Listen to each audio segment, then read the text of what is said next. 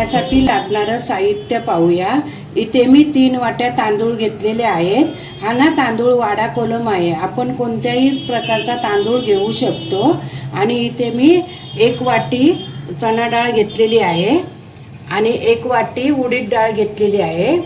इथे ना 1 वाटी पोहे घेतले, ते अर्धा तास भिजत ठेवून स्वच्छ धुवून घेतलेले आहेत। 2 चमचे हळद आणि 2 चमचे आहे ना जिरा, ते पण मी असं थंड पाण्यामध्ये 2 तास भिजत ठेवलेलं आहे।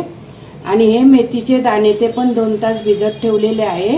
आणि त्याप्रमाणे आहे ना आपण असं तांदूळ, उडीद डाळ आणि चणा डाळ आहे ना 5 ते 6 तास आहे ना आपण स्वच्छ धुवून सर्व भिजत ठेवलेलं आहे। आता आपण ना प्रथम तांदूळ वाटून घेऊया। तांदूळ वाटताना आहे ना आपण थोडेसे खरखरीतच तांदूळ वाटून घ्यायचे आहे।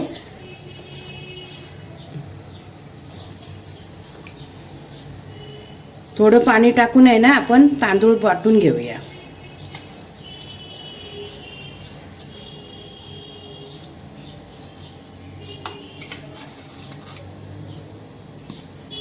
आता आपले तांदूळ खरखरीत असे वाटून झालेले आहेत। हे बघा, अशा पद्धतीने ना असे खरखरीत थोडे वाटून घ्यायचे आहे। आता आपण एका पातेल्यात ओतून घेऊया। आता आपण ना मिक्सरच्या भांड्यामध्ये आहे ना पोहे सुद्धा बारीक वाटून घेऊया।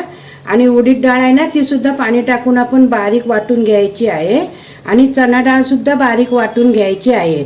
आणि जिरं आणि मेथी आहे ना ते आपण चणा डाळीमध्ये टाकून ना बारीक अशी वाटून घेऊया। आपली उडदाची डाळ सुद्धा बारीक वाटून झालेली आहे। आता आपण या पातेल्यात ओतून घेऊया।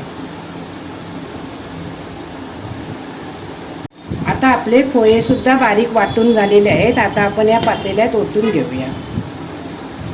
आता आपण चणा डाळ, मेथी आणि जिरं बारीक वाटून घेतलेलं आहे, ते पण आपण हे आता पातेल्यामध्ये ओतून घेऊया। आता आपण या मिश्रणामध्ये आपण हळद टाकून घेऊया आणि व्यवस्थित आहे ना आपण हाताने एक दिशेने असं पीठ फेटून घेऊया।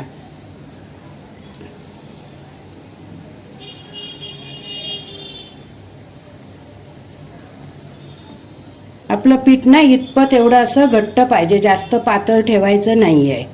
हे बघा, असं पडेल ना एवढंच आपण पीठ ठेवायचं आहे।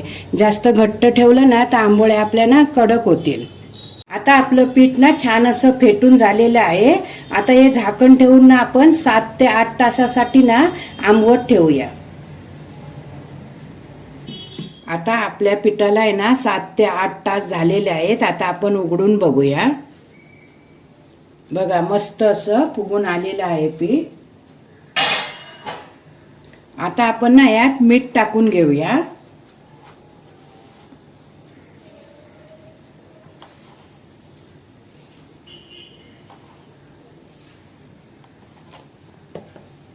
आणि छान असं एकदा आहे ना ढवळून घेऊया।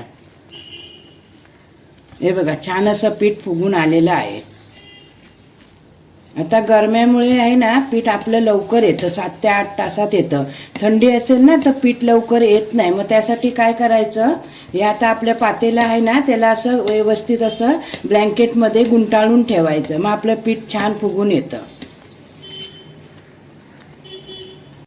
आता आपण ना गॅसवर भिडं ठेवलं होतं, ते भिडं आपलं ना चांगलं तापलेलं आहे। तर आपण ना असा अर्धा कांदा कापून घ्यायचा आहे, त्याला असं तेल लावायचं आहे आणि आपण असं ना भिड्याला चांगलं फिरवायचं आहे। हे बघा, सर्व बाजूने ना व्यवस्थित असं तेल लावून घ्यायचं आहे।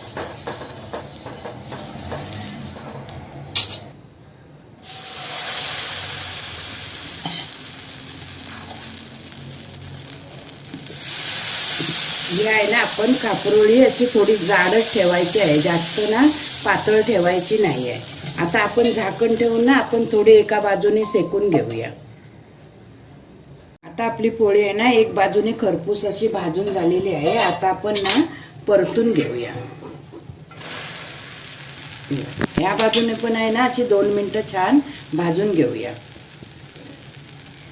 आता आपली दुसऱ्या बाजूने पण छान अशी सेकून झालेली आहे। आता आपण ना काढून घेऊया।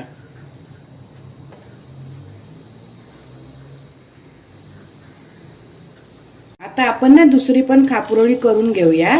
त्यासाठी आहे ना आपण असा परत भिड्याला तेल लावून घ्यायचं आहे।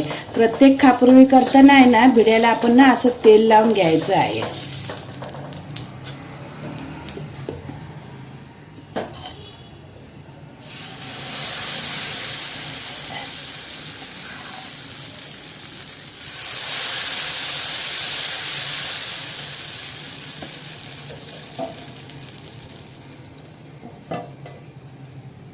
आता आपण झाकण उघडून बघूया. एक बाजूने ना आता आपली चांगली शेकून आलेत. आता आपण पलटून घेऊया. कापूरहोळी टाकताना ना आपण बिड्याला तेल लावल्यानंतर ना गॅस मोठी ठेवायची आहे आणि आपण कापूरहोळी टाकली ना आणि झाकण ठेवल्यानंतर गॅस आपण ना मीडियम करायची आहे.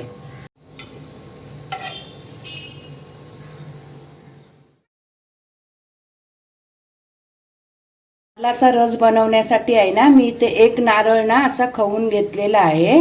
त्यासाठी आपण ना 1 वाटी गूळ घेतलाय, तो पण बारीक चिरून घेतलेला आहे. 1 मोठा चमचा जिरं आणि 1 मोठा चमचा हळद घेतलेली आहे. एका मिक्सरच्या भांड्यामध्ये आहे ना मी खोबरं काढून घेतलेलं आहे. त्यातनं आपण आता हळद टाकूया आणि जिरं पण टाकून घेऊया आणि 1 ग्लास एवढं ना आपण पाणी टाकून घ्यायचं आहे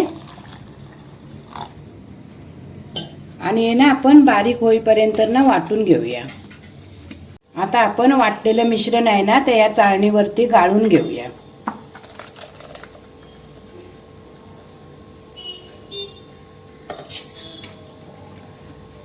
चमच्याने ना असं हळूहळू दाबून आपण ना सर्व असं रस काढून घेऊया.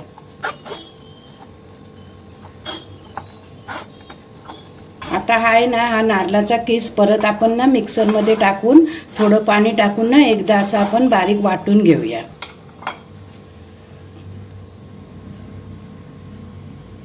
आता आपला नारळाचा रस तयार आहे. आता आपण हा गाळून घेऊया.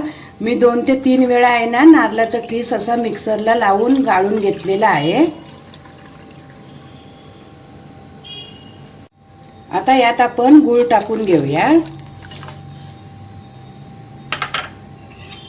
गूळ वितळेपर्यंत आहे ना आपण असं व्यवस्थित ढवळून घेऊया.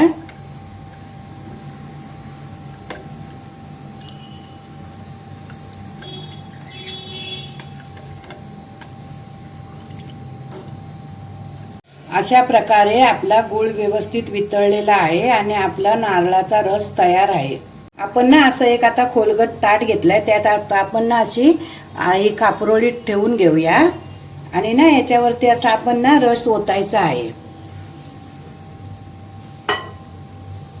आणि पूर्णपणे ना कापूरहोळी आपण अशी भिजवून घ्यायची आहे. अशा पद्धतीने ना आम्ही अशी कोकणात कापूरहोळी खाण्याची एक पद्धत आहे आमची.